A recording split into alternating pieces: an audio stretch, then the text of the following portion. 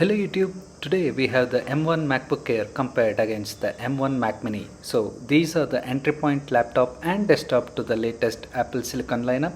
So the MacBook Air that I have here is the upgraded 8-core GPU variant and the base model Mac Mini, and all comes in silver color like rest of my devices. And coming to the ports, we have two USB Type-C Thunderbolt port on the left side of the MacBook Air. Coming to the right side, we have the headphone jack, the 3.5mm headphone jack. So if you need further more ports like USB Type-A, or you need a SD card slot or a LAN cable, so you need to use a dongle.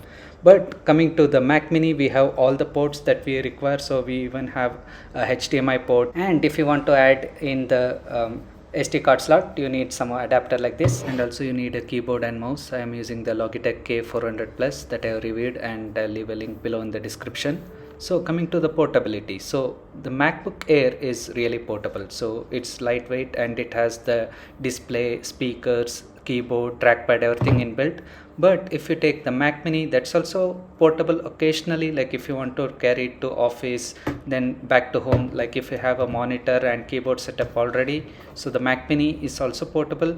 But the MacBook Air, it has a battery, so you can work even on train or your car, like you can work anywhere. That's not the case with the Mac Mini. Even in terms of weight, both of these machines are closely matched, so both come around 1.2 kilograms.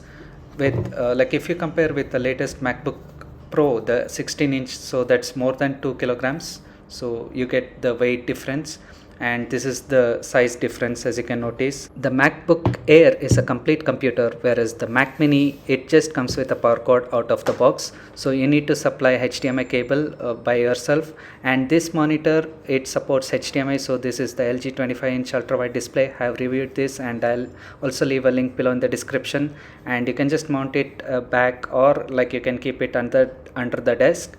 So here I have connected with the HDMI cable, and this monitor also supports USB Type-C, so you can connect it either via a Type-C cable or a HDMI cable. And also have reviewed this particular monitor also, and I'll also leave that in the link below in the description.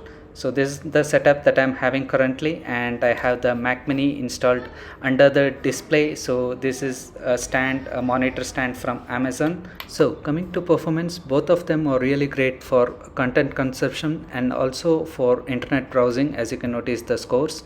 Now let's test some Geekbench CPU benchmark test. As you can notice, there is no much difference. So both of them, they have 8-core CPU and 8-core GPU, so with single core and multi-core performance, so there is no much difference even when compared to the graphics performance, as both the MacBook Air also comes with a 8-core GPU variant, so that's what I'm having here, and the scores are almost the same.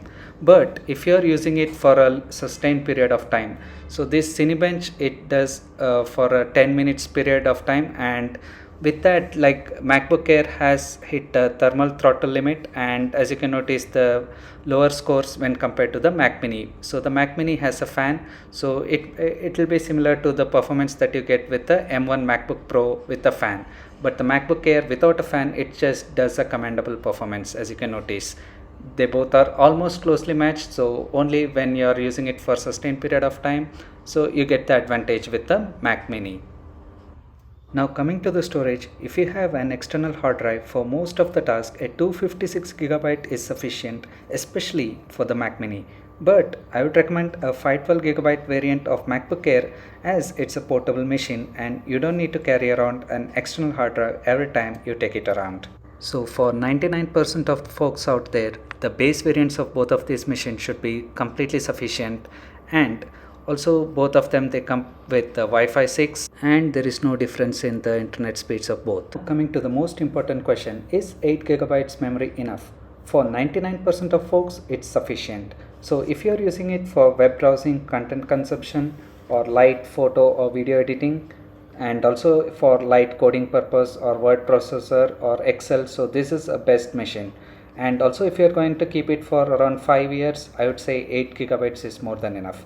But if you are into video editing, rendering, or heavy multitasking, or completely if you are using different VMs, so then an 16GB memory is useful.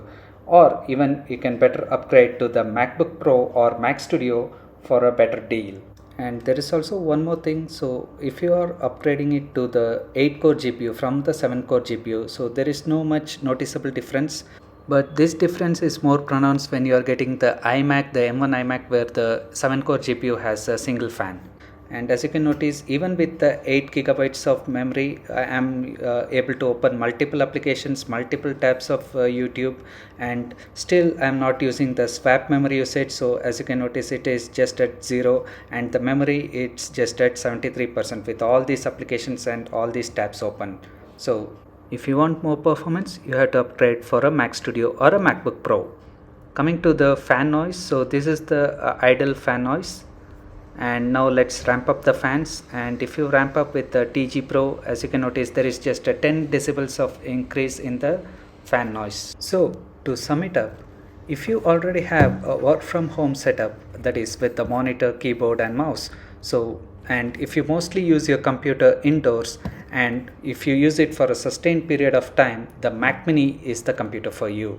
But if you value portability, if you want to use it outdoors, if you do not already have a monitor, like you don't have a keyboard mouse setup, so then MacBook Air is the computer for you. So thank you for watching. Subscribe for more videos like this.